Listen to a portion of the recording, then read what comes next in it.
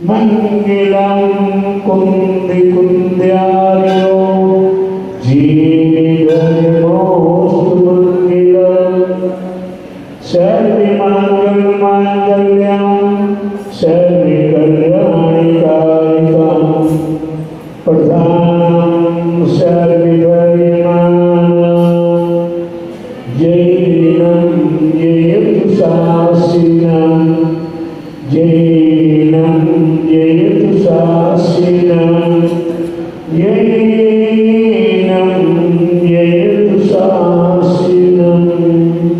बोलो नहीं समेत धर्म की विश्व धर्म की श्री मनोधर्म की श्री महावीर भगवान की बोली श्री सुरकर्ण महाविधान की सज्जन महाप्रहलाद जी की बोली उत्तम अर्जो धर्म की आचार्य गुरुद्वारा सत्य माता की आचार्य गुरु स्वामी देवी सय्यदी महाराज की जय। बोले आचार्य सय्यदी महाराज की। थोड़ी सी बस्त बनानी जी, परिक्रमा लगाने वाली या दर्शन करने वाली या घंटा बजाने वाली ही थोड़ा सा विराम कर लेगी। जो दर्शन करने वाले लोगों से अनुरोध है कि वो कृपया भजन में बैठ जाएंगे। कुछ अगर आपकी गुरु के प्रति निर्माण के प्रति जिन धर्म के प्रति श्रद्धा है तो सावधानी से बैठ जाएंगे। परिक्रमा बाद में डालेंगे।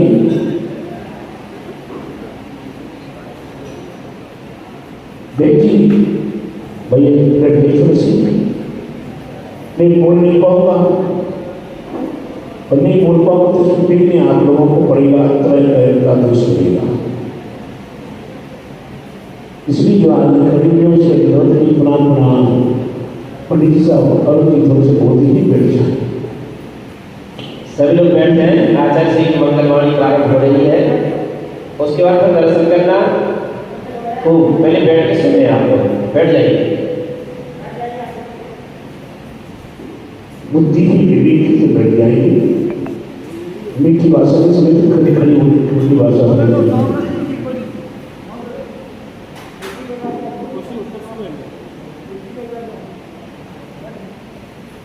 सुनिए भगवान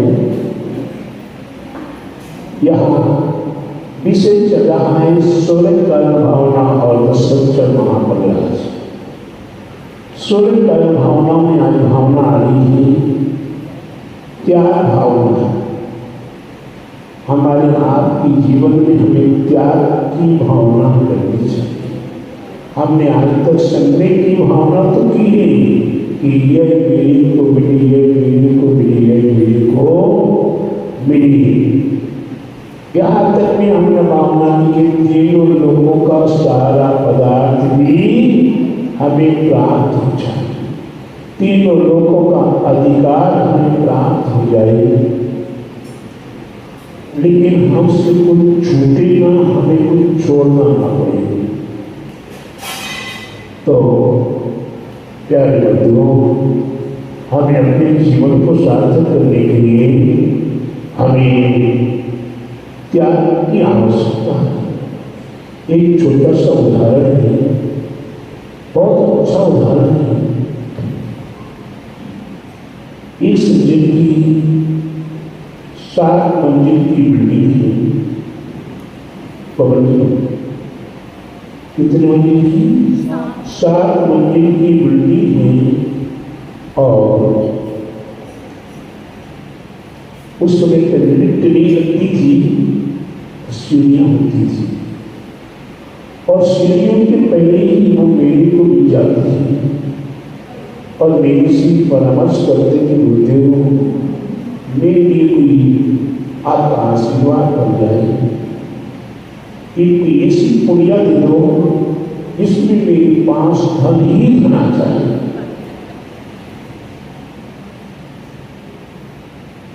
उस समय पे मेरे भाव में और मैंने प्रभु से याद किया कि कोई धन की क्वालिटी पर्याप्त हो जाए। लेकिन मैंने कहा कि आपको जो धन मिलेगा उसे 7वें तल्ले पर जाकर रखना होगा। कहाँ रखना होगा? जेब पे लाकर जाकर आपको रखना होगा, बोले मनुष्य अब धन की पूर्ति पर्याप्त पर्याप्त पर्याप्त। मैंने कहा कि धन उठाना शुरू करो। उन्हें धन उसमें से उठाना शुरू किया। उसमें हीरे मोती जवाहरात सोना चांदी और 1000 की 2000 की टी पर्याप्त विभव था। उन्हें उठाना शुरू किया, उठाना शुरू किया और इतना उठाया कि गठरी उनसे अपने आप नहीं उठी थी, तो मैंने उन्हें हाथ लगा कर उठा कर दे दिया। देने की बात अब चलना शुरू कर दी। कहाँ जाना है? अपने ही घर की 7वीं मंजिल पे जाना। अब वो चलना शुरू कर दी। मैं पीछे पीछे चल रहा हूँ, वो थक गई। पहली मंजिल में पहुँचते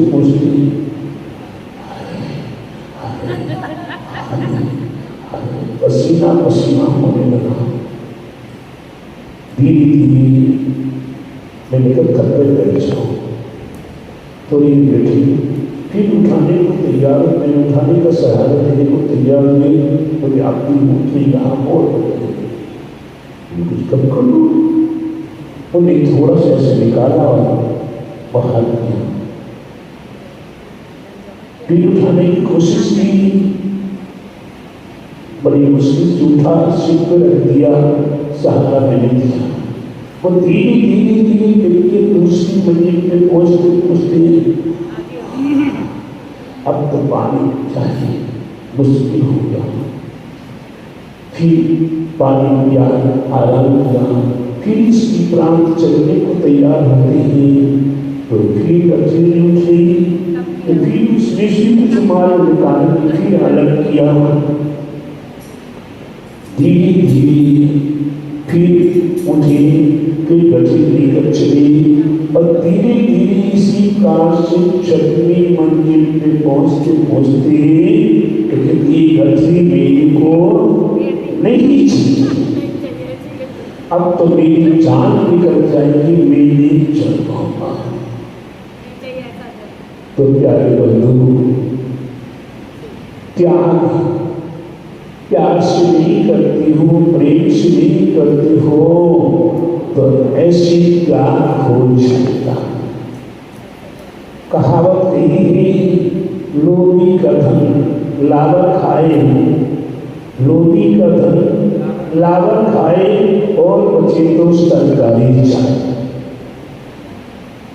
अभी कोरोना बीमारी आई थी, कुछ बीमारी कोरोना बीमारी आई थी और उस बीमारी में कितना तो लावर खा गई। लावर का तात्पर्य डॉक्टरों ने खाया, नौकरों ने खाया और उसकी बात बच्चा रहा तो आप तो चलिए ऊपर ही, बाकी घर में संपत्ति बची तो किसकी हो गई? सरकार की हो गई। तो लोभी का लावर खाए और बचे तो सरकारी जाए। तो इसी प्रकार से बड़े बड़े नेता, बड़े बड़े पूंजीपति अपना धन और उन्हीं के लिए और कुछ नहीं दिखाई देता है। उन्हीं के लिए तो 24 घंटे एक ही काम है, एक कार्य। अच्छा कर्म हो या बुरा कर्म हो, कोई भी कर्म करे पैसा आना चाहिए, धन संपत्ति आनी चाहिए, जमीन जायदाद मकान मिलना चाहिए और कम नहीं होता। लेकिन प्यारे बंधु, हमारी तीर्थंकर प्रभु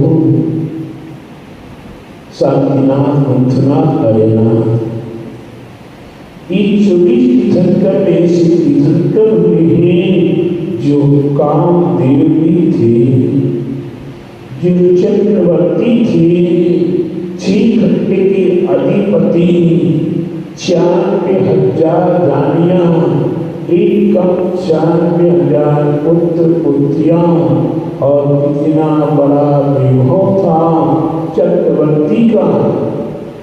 चक्रवर्ती का भोजन कितना होता है, मैंने पिछले दिन में पिलाने के अवसर पर बताया था। चक्रवर्ती का भोजन कितना होता है सुभाषी, चक्रवर्ती का भोजन कितना होता है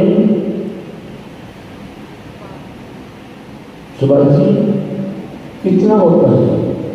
1 kilo, 2 kilo, 5 kilo, 10 kilo, 50 kilo, 1 2 1 4 मन, कितना होता है चक्रवर्ती का वैभव? एक लड्डू ले लीजिए, क्या ले लीजिए? छोटा लीजिए, बड़ा लीजिए। एक लड्डू ले लीजिए और लड्डू के 2 भाग कर दीजिए। एक भाग में संपूर्ण नगर वासियों को खिला दीजिए और एक भाग में अकेले चक्रवर्ती को होगा। इतना उनका भोजन। इसी महान चक्रवर्ती, इसी वैभव के धारी, इसी बल के धारी, उसके उपरांत भी उन्हें जब अपना कल्याण करने का भाव हुआ, उन्हें जब अपना कल्याण करने का भाव हुआ तो ऐसी चक्रवर्ती की पद को, चक्ररत्न को और सबको, राजपाल वैभव को, रानियों को, राजपुत्रों को, पुत्रियों को, सबको छोड़ दिया। अपने पास कुछ भी नहीं रखा। तब जाकर त्याग बलि के लिए आत्मा से परमात्मा बना देता। तो आपको अपने जीवन में किस कार्य से त्याग करना है? हिंसा, जोर, चोरी, खुशी, परिग्रह का, क्रोध, मान, माया, लोभ आदि का, विषम आदि का, यह आपके लिए त्याग करने की आवश्यकता है। और त्याग में शुद्ध त्याग 7 दान देना, 4 कार्य के दान देना। 4 कार्य के दान देने का उल्लेख भी आहार दान, औषध दान, अवय दान और ज्ञान दान, इन 4 कार्य के दान देने का उल्लेख इस बहाने से आपका त्याग हो जाए। क्या हो जाए? किसी भी निमित्त कारण से आपका त्याग हो, ऐसी पवित्र भावना, 14 भावना में आज त्याग भावना की है। तो मैं आपसे कहूँगा कि आप भी अपने विषम आदियों का त्याग करें और आहार, औषध, अवय और ज्ञान दान में देने का भाव बनाएं। मौका आएगा मैं आपसे कहूँगा, करो जाऊँगा मैं तो कितना त्याग कर रहे हो, लेकिन अभी नहीं। त्याग की बात कर रहा हूँ, आपको त्याग करने की आवश्यकता है। और पीछे देवी नगर आपके यहाँ पिछले 11 साल पहले भी आप लोगों ने विशेष संयोग और मूर्ति आदि विराजमान करा के पुण्य का संचय किया था। और पीछे देवी नगर पथ पर एकड़ की भूमि पर विकसित क्षेत्र, आज वहाँ हजारों लोग दर्शन के लिए पहुँच रहे हैं। ऐसी क्षेत्र पर श्री मंदिर स्वामी समोसन ऋषि मंडल से विराजमान होने जा रहा है। मंदिर का निर्माण कार्य चल रहा है। जिनके भक्तात्माओं के पवित्र भाव हों तो अपने भावों से त्याग की भावना बनाए कि एक मूर्ति, छोटी मूर्ति, बड़ी मूर्ति, मधुर मूर्ति, कौन सी मूर्ति विराजमान करानी है। एवं दीक्षित देवी नगर में प्रति देवी पूजा होती है, उस पूजा में देवी अपने भाव द्रव्य आदि देने के बनाना है। तो ये आप सभी अपने भाव बनाएं। ये महावीर जिनालय यहाँ आपके सामने मौजूद है। इस महावीर जिनालय में भी आप अपने दान देने की भाव बनाएं और अपने त्याग की भावना विशेष रूप से करते हुए हम अपने जीवन को सार्थक करें। तो ये सोने का भावना का महत्व है। इसकी उपरांत आज 10 लक्षण महापरिराज, 10 लक्षण महापरिराज में कौन सा धार्मिक आदि है? उत्तम जोर से बोलिए। आर्य। कौन सा? आर्य। वक्रता का त्याग करना, मुख में कुछ मन में कुछ करे और कुछ। मन वचन काय की वक्रता का नाम है मायाचारी। ये मायाचारी इस काम से करते ही आज की संसारिक प्राणी पता भी नहीं चलता है कल मायाचारी करके गुजर जाती है। पहले तो मैं लिखता था और आगम में पढ़ता था, पढ़ाने कि मायाचारी स्वभाव से किसके पास होती है? स्वभाव से मायाचारी किसके पास होती है? महिलाओं के पास, माता बहनों के पास स्वभाव से ही मायाचारी होती। से पढ़ता चला आ रहा हूँ और रीति का उसे संता भी चला रहा। लेकिन आज माता बहनों को तो उतना मायाचारी करते नहीं देखता हूँ जितनी मायाचारी करते हुए हूँ। विशिष्ट विशिष्ट पुरुषों को देखता हूँ और पुरुषों में भी उन पुरुषों को देखता हूँ जो धर्म के ठेकेदार हुआ करते हैं, ये धर्म की संचालक हुआ करते हैं। आज भैया जी हो, बिन्ना जी हो, विद्वान हो, ये मायाचारी में 1 नंबर होती चली जा रही है। कब कौन मायाचारी करके कहाँ गुजर जाए पता नहीं चलता। जब कहानी खुलती तो बहुत लंबे आगे पहुंच चुकी। तो प्यारे बंधुओं, मायाचारी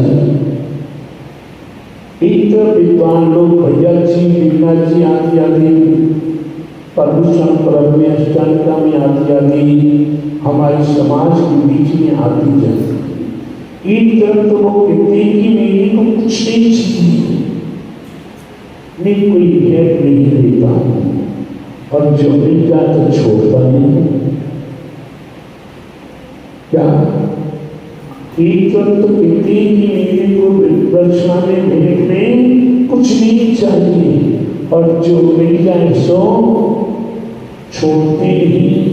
यहाँ तक भी मैंने देखा भैया जी लोगों को, ब्रह्मचारी लोगों को, कि मूर्ति की दलाली, वेदियों की दलाली, पंडितों, पुजारी, संगीतकारों में दलाली।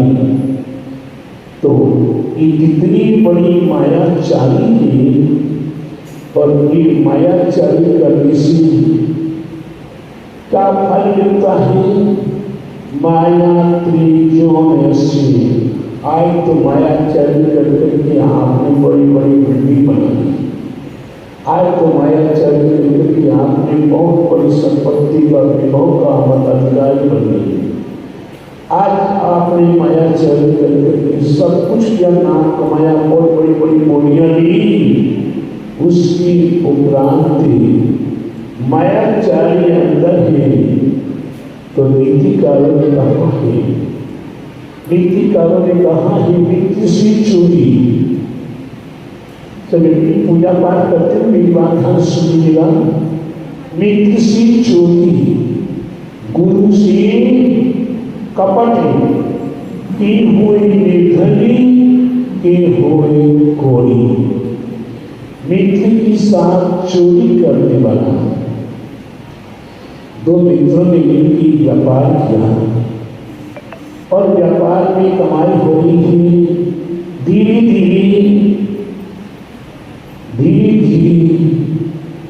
एक मित्र के मन में कुछ चोरी करने की भाव आ गई और व्यवस्था बनाई। ये अच्छी बात नहीं है। ये तो शरीर मोटा और सामने आने लगेगा तो बाहर चलता है। तो मित्र से चोरी, एक मित्र के मन में चोरी की भाव आ गई। दूसरे मित्र को अंदाज कराने में बात दूसरे मित्र ने चोरी की है तो मन में आता कि मैं उससे कैसे बोलूं। लेकिन मौका पाया तो उसने भी चोरी की। उसने 100 रुपये की थी तो हमने 500 की। अब उसको भी अंदाज पड़ा और उस चोरी की तो उसने 1000 की, उसने 2000 की। धीरे धीरे चोरी का धन मोरी में जाता है। पानी का धन पानी में और ना कभी बेईमानी में। तो चोरी का धन मोरी में चला गया। बच्चा किसी के पास नहीं और व्यापार धीरे धीरे सब समाप्त हो गया। तो मित्र से चोरी का क्या परिणाम है? निर्धनता का कारण है। और गुरु से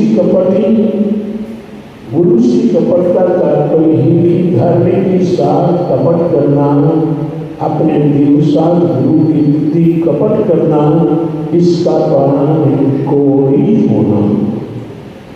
इसी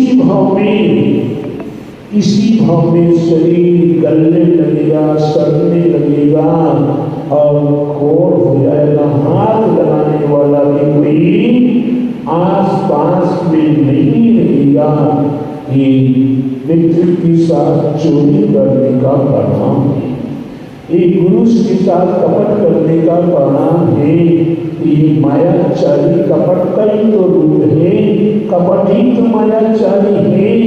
तो प्यारे बंधु, ऐसा मायाचारी करने से हमें तेज गति में जाना पड़ेगा और वर्तमान में हमारा शरीर गल के सब सड़के मरेगा और उस समय में हाथ लगाने वाला भी नहीं मिलेगा। इसलिए हमें मायाचारी से बच के रहना है। मायाचारी का त्याग करने का प्रयास करना है। क्या त्याग ही करनी चाहिए जिससे मेरा शरीर गले, जिससे मेरा शरीर सड़े और मेरे शरीर में कोड़ हो जाए तो मेरी परिवार का पुत्र पोता की पत्नी भी हाथ लगाने नहीं आती है। वो बिना सुंदरी के समान कोई नहीं हाथ। आज तो कनिष्ठ कुछ भी होता तो तलाक ले छोड़ छाड़ के भाग जाते। हम दूसरी शादी कर लेंगे, तीसरी कर लेंगे, चौथी कर लेंगे, लेकिन साथ में नहीं रहेंगे। तो प्यारे बंधु, इतनी बड़ी मायाचारी का फल है। हम मायाचारी से बचने का प्रयास करें। हम धर्म के साथ, देवता गुरु के साथ, तीर्थ क्षेत्र आदि धर्म के संबंध में कहीं भी मायाचारी न करें। हमें जो करना खुद की शांति से करें, कम करें, ईमानदारी से करें। वही हमारे जीवन का सार है। नहीं तो महिलाओं में मायाचारी अब उतनी नहीं देखने को मिलती, लेकिन पुरुषों में बहुत मायाचारी दिखती है। तो प्यारे बंधुओं, हमें चाहे वो माता देव हो, चाहे पुरुष वर्ग हो, चाहे कोई भी धर्मात्मा हो, उसी मायाचारी कभी भी नहीं करनी चाहिए। हम सत्य का साथ दें, ईमानदारी का सहारा लें तो हमारा जीवन पावन पवित्र हो जाएगा। क्योंकि मेरे जीवन बहुत बड़ी विडंबना हो गई। पैसा एक का कहाँ से आए? हम मूर्तियों में कमीशन मैं इसलिए बोल रहा हूँ, मैं सुनता तो बहुत हूँ और तारीफ भी सुन लेता हूँ, लेकिन अनुभव नहीं किया था।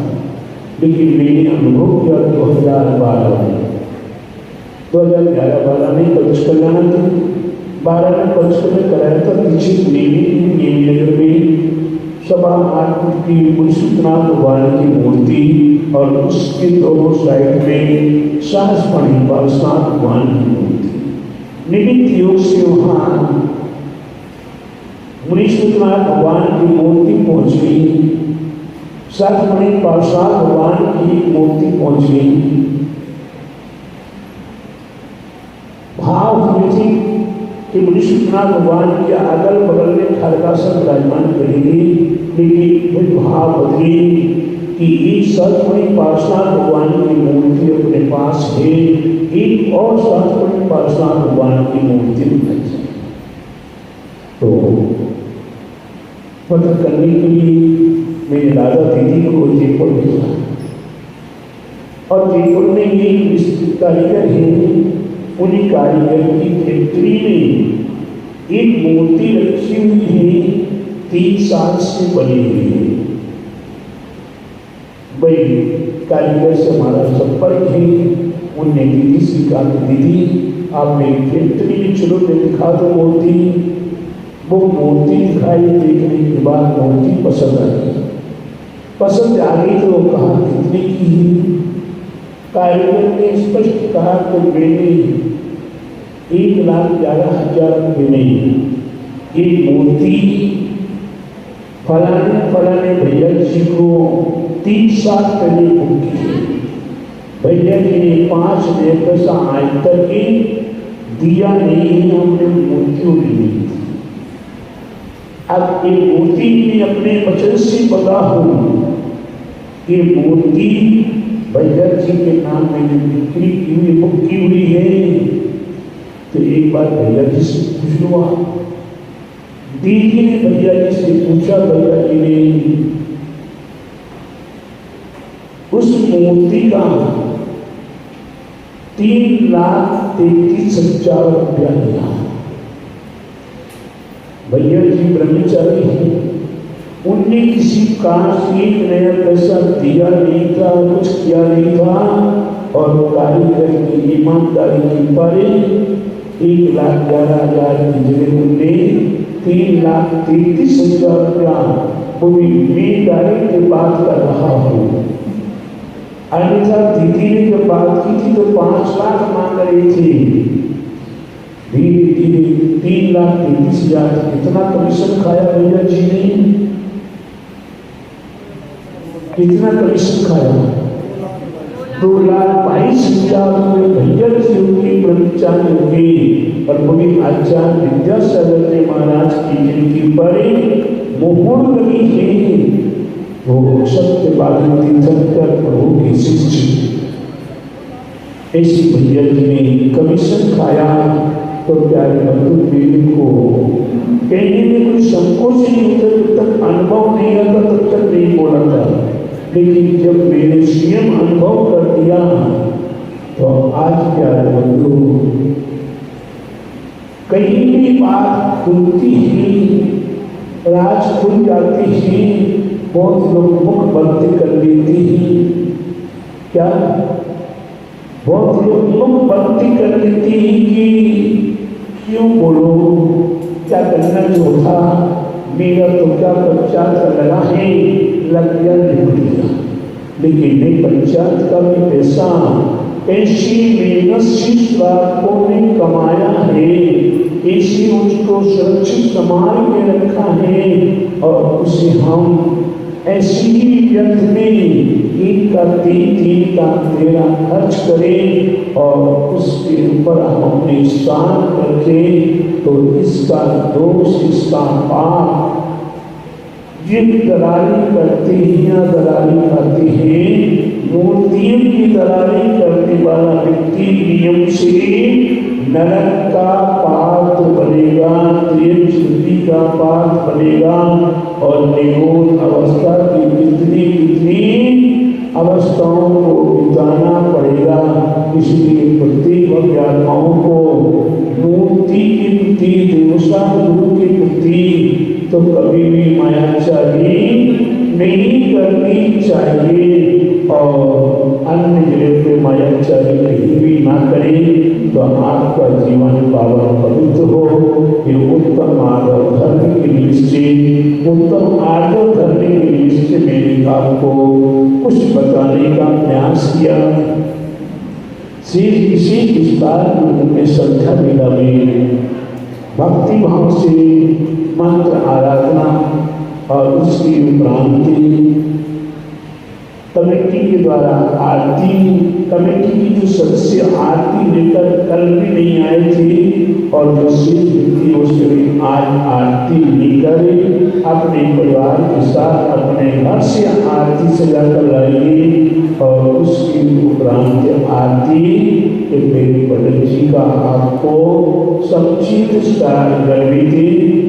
प्रवचन उत्तम आर्य धर्म की संबंध में संयुक्त मिलेगा।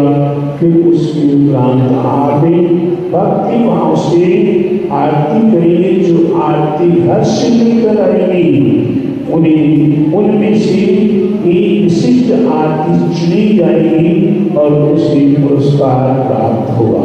इसकी प्रत्येक अध्यात्माएं मानव धर्म का स्मरण करने के लिए संध्या वेला में तैयार रहेंगी। पूरी उत्तम माधव धर्म की जय,